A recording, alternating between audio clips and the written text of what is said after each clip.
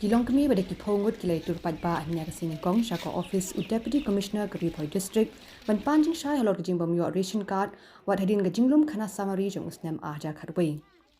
Kini Longkmie pada lamkhmat ke Kong Iohilut Lyngdoh kila dawa ke jingpynshai no khliehduh ke district halor ki nongrim bat ki daw penlong ki babun ki long ying ke thain menum ration card bat khaw ration kumbayo lang ki long ying baduk. Haba kerenci kelat pathai khubor ke Kong Iohilut kelapin pawe ke jingsongkhia bana kaliang ke Tnad Supply ke district kamshim lakin thuplang ye ki long ying ke thain tat hadu unus ne maminta pekin yo ke bha marbam balamang de ke Sorkar Pdeng na ke benda ki baduk. Haba pynshai ke ni Deputy Commissioner Abhilash Baranwal ulakular ba unsa chimkhia ban but din ye ni ke kam bat ki bor ki badi khmi. Bandawai ka hok lejong namar ba ki babun ba na pedeng sini let ki don ki banil ru ta ki baduk tam ki baduk ndre ya ki baru spa pat kiyo te gitu baru spa ki peran kam tu khaw ki di kila hakador ka barem dekat bagi baduk pat ki klemyo dan ta kada ba ngiwan kran hane bandawai ta ka hok lejong ba ngide benyo te ki babun ba ki briu chingi habangi i kitu ki baduk bom don tang ban sat ru ndre don ba pe ki te imat kane ru kala long politik kane kam ya kitu ki badon te kila banai ya kitu ki baduk tam don ba pe nata kada wa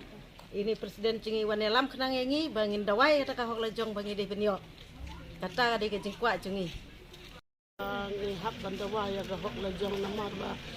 baro yo lang tu khaw ration kat ipate khat saw kat san ngut ki khon ni yo ro tu khaw ni yo tang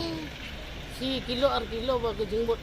de bangi wan komplain de benda gitu di bayo lupa ni wan da benda ka hok lejong jengi ndrei ban ong penthop bria rong ba senong rong em kwa ban penthop bria ya kita ki bedayo lupa rong em kwa ni kwa ban yo ya ka hok lejong namar ba ngim yo da ka hok lejong ke jingmot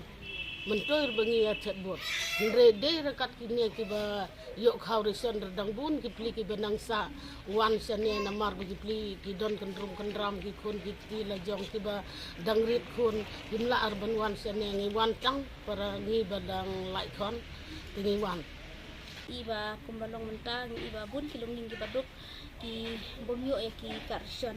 kana kaliang jumi ka e ka bangiwan banyak penduk edisi kana si kalong ba om bangin wan ban komplain ni kita ki bayo e ki karsyon ndre iwan bandawa ya ka hok long brio jumi kum kinong sunong ki ba syong hapo jong kari india hi barole ki long sunong jong kari ki don hok banyo ya ka karsyon te ngina kaliang jumi ka e ka ba